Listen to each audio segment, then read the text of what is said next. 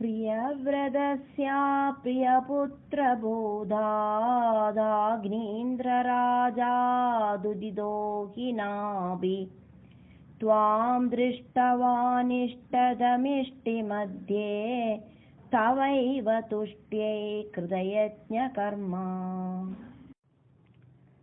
प्रियव्रतस्य प्रियपुत्रबोधाद् आग्नीन्द्रराजाद् उदितः हि नाभिः।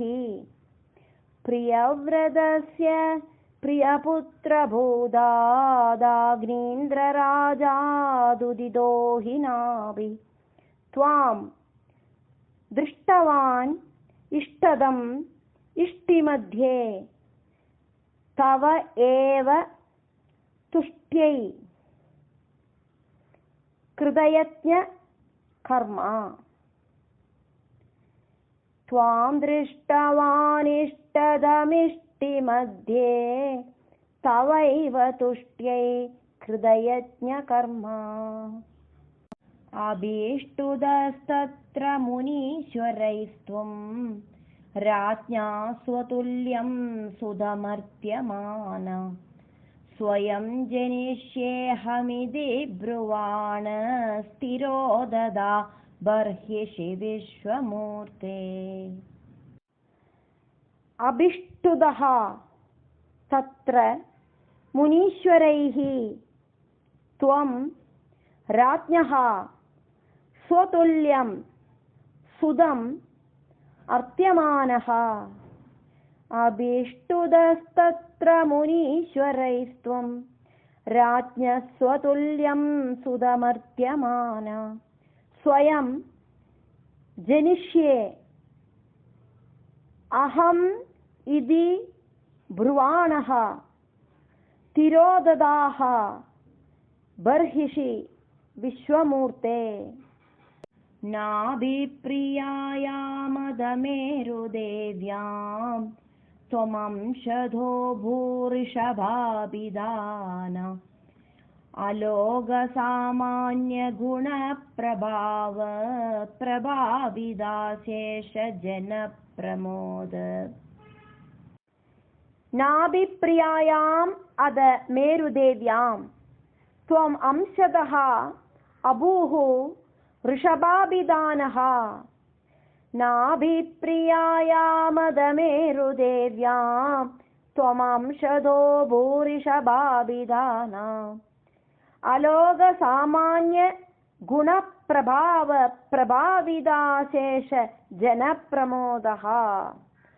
अलोकसामान्यगुणप्रभाव प्रभाविदाशेषजनप्रमोदः।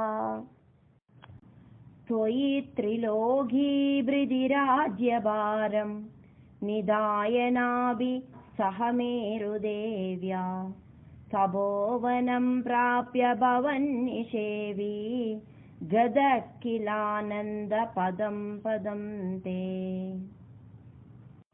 त्वयि त्रिलोकीभृति राज्यभारं निधाय नाभिः सह मेरुदेव्या त्वयि त्रिलोकीभृतिराज्यभारं निधाय नाभि सह मेरुदेव्या तपोवनं प्राप्य भवन्निषेवी गदः किल आनन्दपदं पदं ते।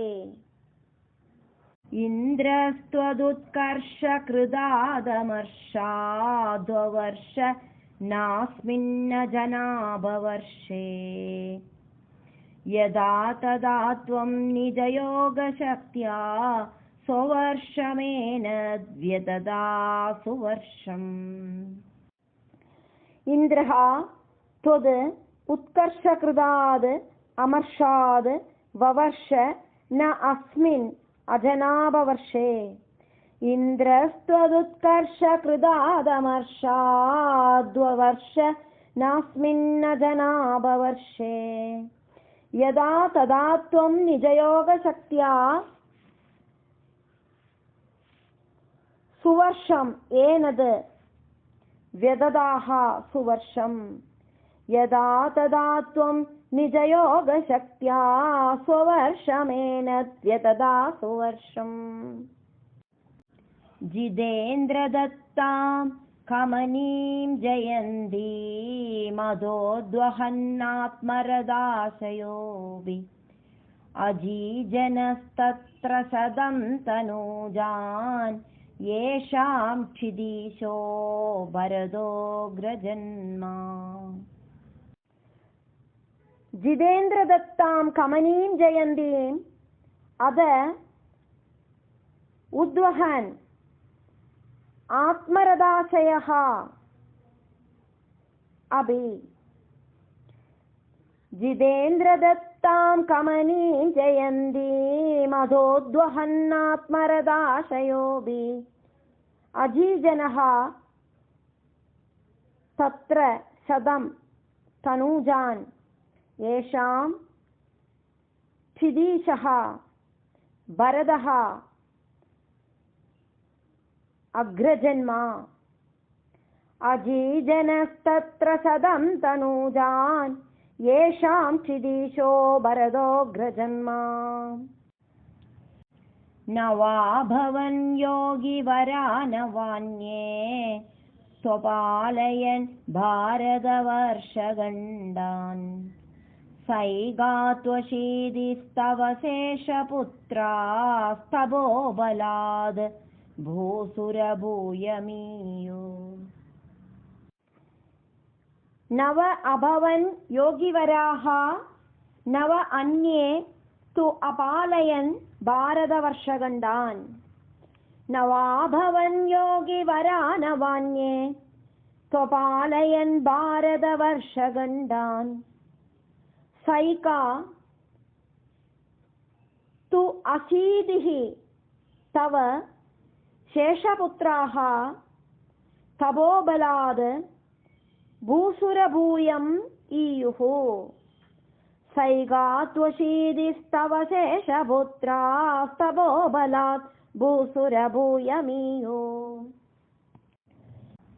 उक्त्वा सुदेभ्योदमुनीन्द्रमध्ये विरक्तिभक्त्यन्वितमुक्तिमार्गम् स्वयं गदपारमहंस्यवृत्तिमदा जडोन्मत्तपिशाचर्याम्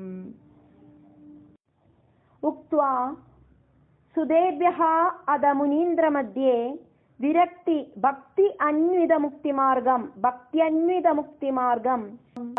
परात्मभूतोऽपि परोपदेशं कुर्वन् भवान् सर्वनिरस्यमान